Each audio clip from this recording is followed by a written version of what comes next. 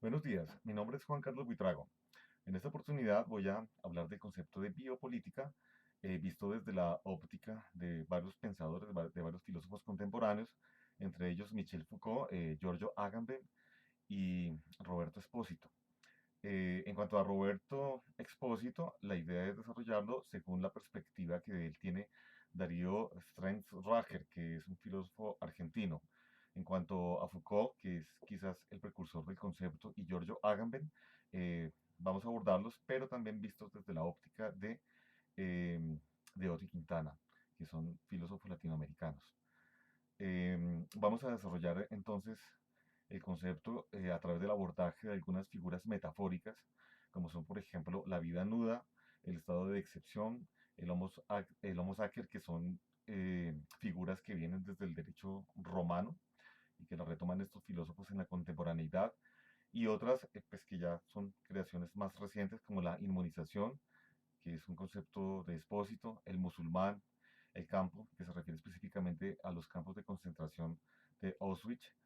Eh, y la idea es que a través de esos conceptos podamos entender la situación actual de exclusión, de invisibilización y de aniquilación de individuos e incluso también de grupos sociales en las sociedades contemporáneas. Finalmente vamos a concluir con unas consideraciones sobre el concepto de biopolítica, pero en lo que tiene que ver con Latinoamérica. Este trabajo, este video se desarrolla como un requisito académico dentro del curso de Filosofía de la Diferencia de la Universidad Nacional Abierta y a Distancia y corresponde al ejercicio de la fase 2, comprender el concepto de biopolítica, eh, pues, que se desarrolla en el marco de la unidad número 1, que es la diferencia. El concepto de biopolítica, que además es una línea de trabajo, se origina en Foucault. Sin embargo, tiene antecedentes en el pensamiento de Heidegger, Nietzsche, Benjamin, Marx, Bátimo y Derrida, entre otros. Los italianos Roberto Espósito y Giorgio Agamben han desarrollado particularmente esta noción. Espósito trata del tema de lo humano y de aquello no humano con lo que se mezcla y que la filosofía de Occidente siempre ha dejado de lado. Se fija en esa zona de tránsito ambigua entre lo animal, exterior e interior, el animal que también somos, y lo técnico que constituye nuestra subjetividad. De allí retoma la figura metafórica del cyborg, que hace referencia al hombre mixturado con lo técnico. Desmitifica la sacralidad de lo humano que la metafísica occidental separa de lo animal, afirmando que la naturaleza del hombre no es cerrada y, por lo tanto, no se diferencia de lo animal ni de lo técnico. Mientras Nietzsche afirma que no hay hechos sino solo interpretaciones, y Derrida que no hay nada fuera del texto, para Agamben la biopolítica se ocupa de lo que no hay, eso innombrable que resta y que está más allá de toda interpretación posible, más allá del texto, que no es dicho ni interpretable ni deconstruible. Se deben repensar las formas dicotómicas, los esquemas binarios occidentales que nos hacen suponer que no hay nada más allá del texto, pues siempre hay una realidad subyacente, paradójica. Por eso el pensamiento biopolítico es un pensamiento paradójico, un pensamiento de la contingencia. Espósito piensa que no hay una naturaleza humana definitiva, cerrada, lo que da lugar a una apertura ontológica. Nietzsche lo precedía con la idea del superhombre, que no es una noción que se deba asociar con el poder, sino que lo es por sustracción, por la conciencia de la contingencia del hombre. Su poder es la conciencia de su debilidad y su capacidad de asumir su animalidad y su finitud constitutiva. La disolución de la categoría ficcional y suprematica del hombre da lugar a otras categorías como el poder y la biopolítica. En la biopolítica la definición de la frontera entre lo humano y lo no humano es política, pues implica un modelo hegemónico del humano. Si hay poder hay exclusión, por lo que su interés es la forma en que el humano se afirma negando, instituye excluyendo. Además, el sufijo bio implica una lectura medicalizada, biologizada. Asimismo, la biopolítica, al revelar las nuevas formas de exclusión y tratar de determinar quiénes son los excluidos, se puede considerar ideológicamente como de izquierda dura. Tiene la herencia posmoderna del eclecticismo en sus textos, pues involucra diferentes disciplinas y remite a distintas épocas, y se interesa más por el lenguaje que por la verdad. Agamben se enfoca en el tema de la exclusión a partir de la metáfora del Homo sacer, que es una figura del derecho romano y que define a un individuo, un reo, insacrificable para los dioses pero que puede matar cualquier persona sin implicaciones punibles, es decir, un ser que está fuera de toda ley. Él se pregunta, ¿quiénes son los Homo sacer de hoy? Quizás sean los que nos parece bien que estén fuera de la ley, los refugiados, los indocumentados, los animales, los asalariados. La figura clave para Espósito es la de la inmunización. Suponemos que lo que tenemos en común, lo que nos asemeja, es lo que nos integra como comunidad. No obstante, comunidad no necesariamente deriva de lo común, que es un término complejo y contingente. Podría pensarse que lo común es algo propio que coincide en nuestra relación con los otros, pero común y propio son antónimos, lo que resulta paradójico. Munus, la raíz del segundo componente del término, es la obligación de dar al otro sin esperar nada a cambio, como un don. A partir de esta etimología, para Expósito, la comunidad es la obligación que tengo de priorizar al otro antes que a mí, esto es, priorizar la diferencia antes que la mismidad. La inmunidad se da cuando alguien se cree exento de ello en la medida en que se prioriza a sí mismo, aunque también son las comunidades las que se cierran o se inmunizan en sí mismas a través de nacionalismos, etnicismos, localismos, etc. La comunidad es inmunitaria cuando ve al externo como una amenaza y se autoafirma en sus propios límites. Tanto la noción de Homo sacer como la de inmunitas, que son dos formas de plantear el problema de la biopolítica, son lenguajes medicalizados. De hecho, toda la biopolítica está atravesada por un paradigma biológico, la idea de la vida como centro de la política y la filosofía. Originalmente la biopolítica fue pensada como un parangón entre el cuerpo político en cuanto sistema y el cuerpo humano. Era una manera lineal de ver la sociedad como un cuerpo orgánico. Además, la biopolítica es una forma de interpretar, es decir, un corpus hermenéutico. La inmunología consiste en repeler cuerpos intrusos, lo que es una metáfora de la jerga militar, es decir, la militarización del lenguaje médico que se materializa en términos como defensa, ataque, etc. En el nazismo, el patógeno que contagia al cuerpo humano se asocia al extranjero que se ve como un cuerpo contaminante. Dada la influencia directa de la medicina en las formas de vida, actualmente hay una medicalización del lenguaje político. Por esa primacía del cuerpo biológico sobre la forma de vida, la biomedicina se convierte en una disciplina que define la totalidad de lo que somos, ya que determinamos nuestro estilo de vida en función de la supervivencia de nuestra vida biológica. La voz bio saluda la forma de vida decidida, mientras que Zoe hace referencia a la vida animal desprovista de realización, la nuda vida. Se habla de biopolítica cuando el poder toma como objeto de domesticación a la Zoe en función de obtener cuerpos productivos, ya que el valor del ser se traduce más en términos de la productividad de los cuerpos que de la realización del individuo, o sea, cuando la vida se valora más por los aspectos medicalizables que los espirituales, y es eso precisamente lo que caracteriza la contemporaneidad, porque el sentido de la vida humana se agota en la Zoe. La política ya no es exclusivamente pública, pues hoy el poder, entiéndase la biopolítica, controla incluso la vida privada, la Zoe. El término biopolítica tiene dos acepciones. En primer lugar, puede hacer referencia a la política ejerciendo su poder sobre la vida, es decir, la domesticación de la vida por parte del poder político. La soberanía, como poder represivo que determina lo que se puede y lo que no se puede hacer, consistía en ostentar el soberano la prerrogativa de hacer morir. El poder de la biopolítica, en tanto, normaliza o administra la vida, deja vivir, decidiendo qué es lo normal y qué es lo anómalo o enfermo. ¿Cómo se hace resistencia contra un poder normalizante? En segundo lugar, puede remitirse a la vida ejerciendo su poder sobre la política de la vida. De hecho, la vida es política. Todo viviente es un ser político y la vida misma ontológicamente es un hecho político, pues donde hay vida hay poder, pero no como control o dominio, sino voluntad de poder en cuanto posibilidad, potencialidad a repensar la idea de la vida. El concepto de fármaco hace referencia al mecanismo inmunitario necesario para comprender la biopolítica contemporánea. Este mecanismo supone una ambigüedad. Fármaco es veneno y remedio a la vez. Inocularnos a través de una vacuna parte de la enfermedad que queremos erradicar para estimular la producción de anticuerpos e inmunizarnos contra ella. Esta matriz conceptual se puede extrapolar a otros escenarios, por ejemplo, cuando se violenta legalmente a los violentos. Sin embargo, ese mecanismo no garantiza del todo la erradicación de la violencia, solo resulta desplazándola.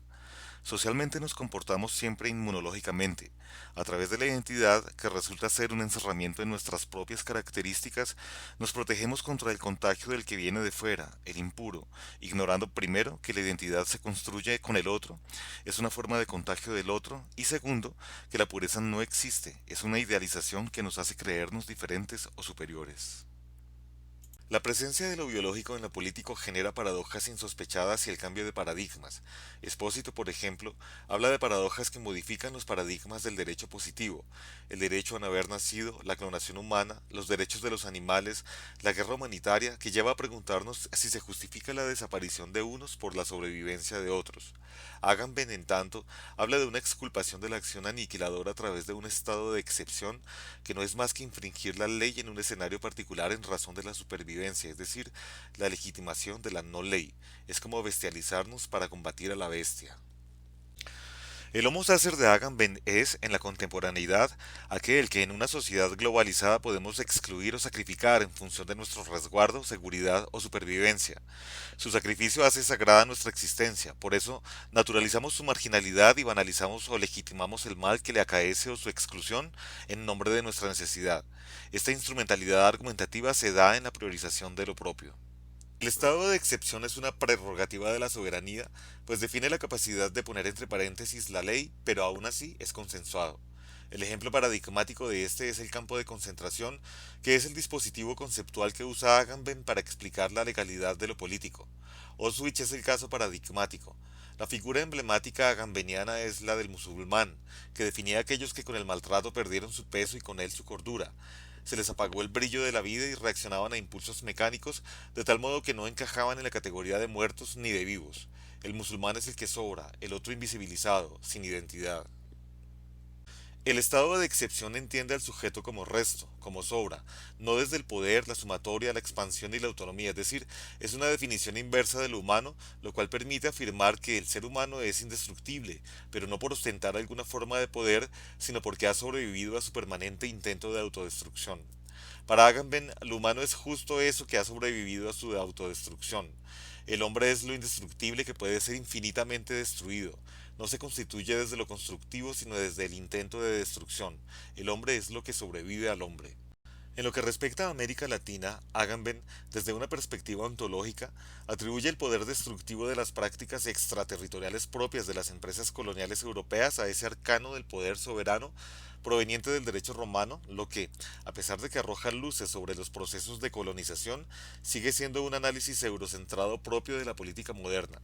El estado de excepción y la nuda vida, que implican la exclusión y la producción de sujetos desechables en virtud de diversos mecanismos de subjetivación, aunque al margen del orden jurídico, no solo terminan por convertirse en reglas, sino que fundamentan el mismo sistema político.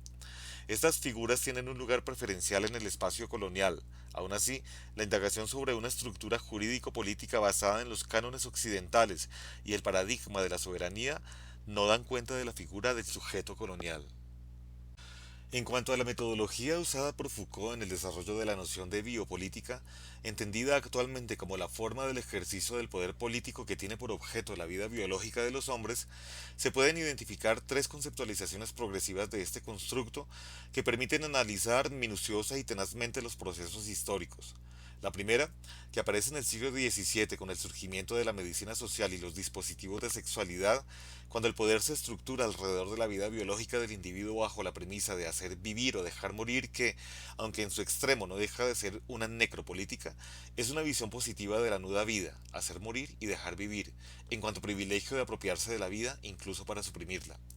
De este modo, se propendía por la administración, normalización, regulación, control estadístico y demográfico de la vida, natalidad, longevidad, mortalidad, etc., a partir, primero, de una anatomopolítica del cuerpo humano en cuanto máquina, que el autor denomina disciplinas, y segundo, de una biopolítica de la población, comprendiendo el cuerpo vivo, soporte de los procesos biológicos, como entidad biológica o especie, y la sexualidad como la puerta de acceso y articulación entre las dos, el cuerpo del individuo y el cuerpo como especie.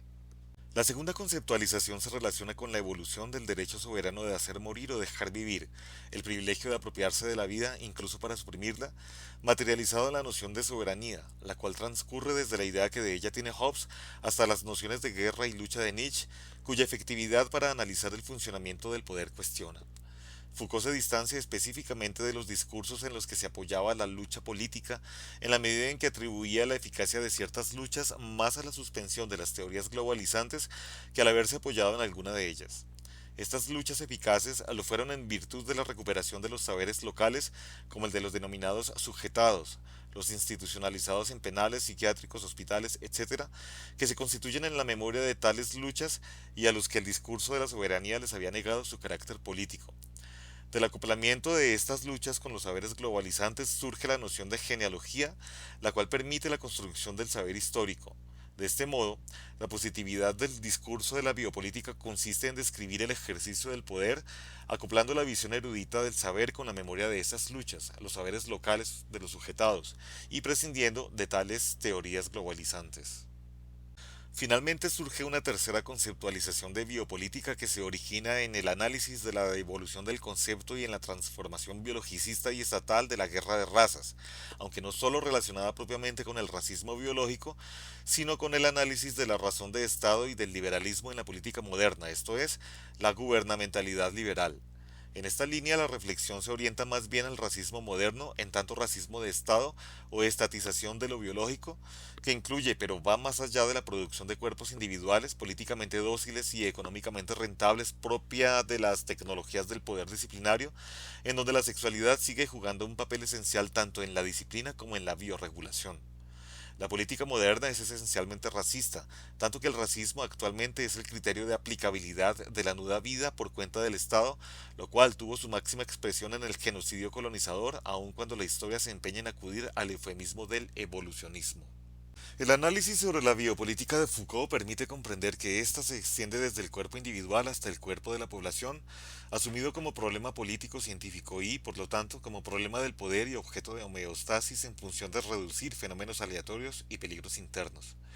En la contemporaneidad se asocia el concepto de raza al de anormalidad, lo cual se hace extensivo desde la biología a la política bajo la figura del enemigo político, pero siempre atendiendo a una lógica binaria, amigo-enemigo, aliado-adversario, razas rivales, etc., y ponderando, por supuesto, el fortalecimiento biológico y la pureza de una raza como acicate del poder.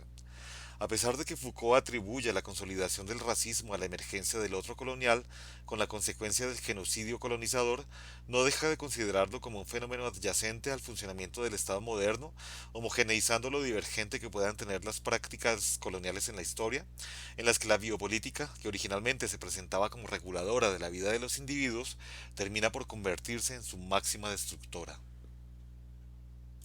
En la actualidad republicana de Latinoamérica, ya habiendo superado supuestamente el estatus colonial, estos procesos de subjetivación propios de la biopolítica se siguen presentando entre las clases política y económicamente dominantes que cooptan los entes democráticos y legislativos en función de unos intereses determinados por su adscripción a las políticas neoliberales y los ciudadanos comunes que terminan convirtiéndose en un mercado electoral informe.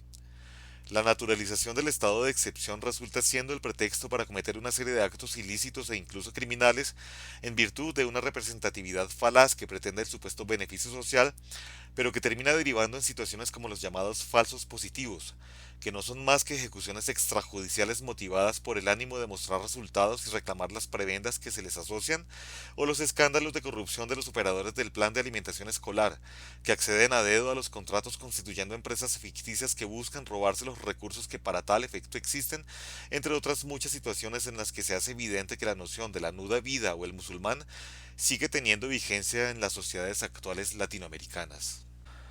Aspectos como la normalización de la excepción y las tecnologías de control de la población, propios de la reflexión moderna sobre la biopolítica, hacen referencia solo a los fenómenos de los campos de concentración en los que la sociedad nazi llevó a su expresión más radical esa conjunción entre el derecho soberano de matar y la biopolítica, y a la estructura de los gobiernos totalitarios del siglo XX, pero no a aspectos claves de la constitución de la política occidental, el poder estatal y la democracia moderna, como son las prácticas político-imperiales, el colonialismo y la colonialidad, ni contempla en ellas ninguna injerencia extraeuropea. Mucho menos se contempla la réplica por parte de los estados de esa naturalización de la excepción que propicia los crímenes descritos. Pero, más allá, en la contemporaneidad republicana del país, trascienden estos fenómenos en una mezcla funesta entre esa gubernamentalidad liberal, o más bien neoliberal, y el racismo de Estado, en el que la biopolítica adquiere otros matices, pues ya no se trata solo del control de la población como entidad biológica, sino de su usufructúo como mercado, de modo que a través de la privatización de la educación pública y de los sistemas de salud, que en Colombia ya es un hecho a través de la creación de las EPS y las IPS por efecto de la Ley 100 de 1993, se pretende dejar de ver a los ciudadanos como pacientes o estudiantes para asumirlos como clientes en función de su rentabilidad, pero en menoscabo de la calidad de la prestación de estos servicios por parte del Estado. De este modo, dependiendo de que el paciente pertenezca al plan contributivo o al plan subsidiado, o simplemente del costo excesivo de su enfermedad, se le atenderá con eficiencia o se le dejará morir en la sala de espera de las IPS, se le dilatará al máximo la asignación de tratamientos y procedimientos o se le negará el acceso gratuito a sus medicamentos. En Colombia, esto se materializa en los imaginarios sociales de la gente de bien y del vándalo. La primera categoría hace referencia a la gente que por su condición socioeconómica propugna por la defensa de la propiedad privada, el legítimo derecho del uso de las armas, el paramilitarismo, el desplazamiento del poder económico, político y social de una generación a otra y el privilegio de disponer de la vida de los demás, incluso en sentido literal, y de hacer uso de los estados de excepción, aún por fuera de la ley, para el ejercicio de su soberanía local. El vándalo vendría a ser el otro excluido que, en un intento de reivindicación de su dignidad, su libertad y su derecho a acceder a ciertos niveles de calidad de vida, irrumpe de forma violenta en ese statu quo.